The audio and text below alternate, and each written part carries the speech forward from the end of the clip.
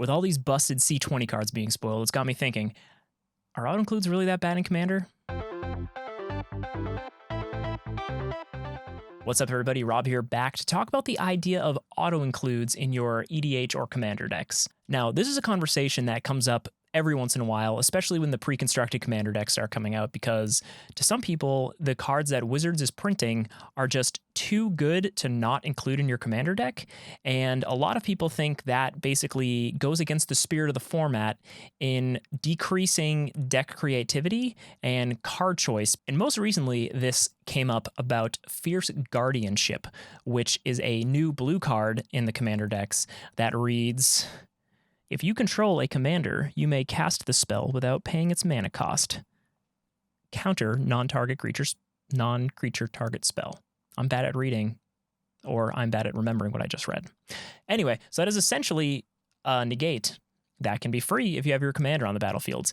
And a lot of people are saying that is just, if you're playing a blue deck, you're going to want to run this card. Like, there's almost no way you would not run this card. And this also came up around last year when the Brawl constructed decks came out and Arcane Signet was spoiled.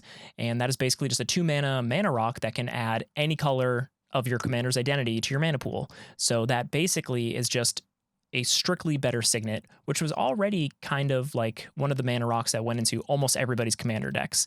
And it's just cards like these that slowly come out, and then eventually you're going to start building your commander decks, and you're going to have a list of like 20 cards that you're just like, all right, obviously I'm going to have Command Tower, I'm going to have Arcane Signet, I'm going to have blah, blah, blah, blah, blah. There's just a list of cards you need to check off of your list, and then what people are really afraid of is that eventually it's going to get to the point where you're trying to build a cool commander deck, but like 40 of the cards are kind of decided for you if you want to play a semi-competitive deck.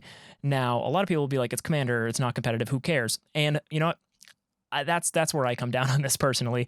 But there is a very large group of people who like playing powerful decks, competitive EDH decks, and that's kind of another big topic in the commander thing that I'm not even getting into, just the idea of the power rankings of commander decks.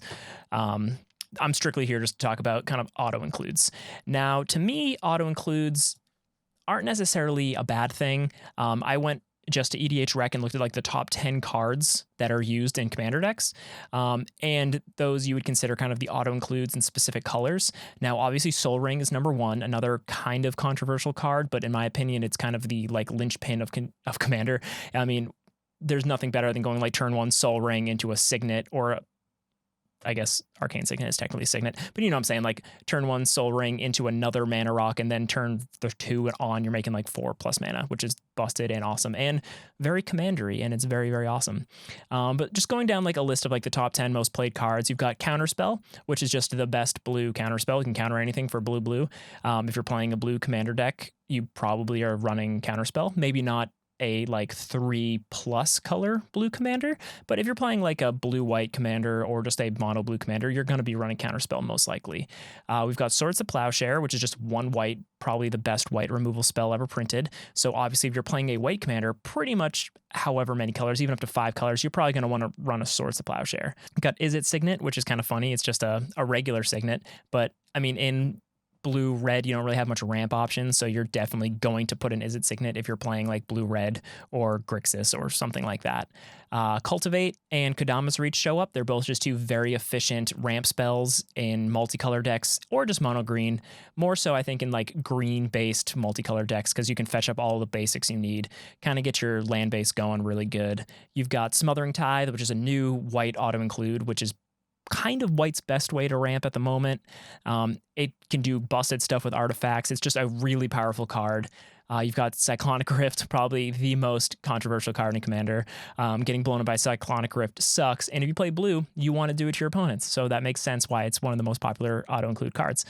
Yeah, so this kind of brings up the idea of auto-includes, and if Wizards keeps printing these super powerful commander cards, is that going to kind of push out some of the older cards from like Odyssey and Torment and just those old Magic cards that people kind of love playing in Commander? And in my opinion, I don't see a problem with it. I like playing with new, cool, powerful cards, new shiny toys. And I think if they just keep doing this, I mean, they've been doing Commander supplemental products for like 7-ish years, I think. But, you know, as this keeps happening, they're going to keep printing more and more really powerful commander cards.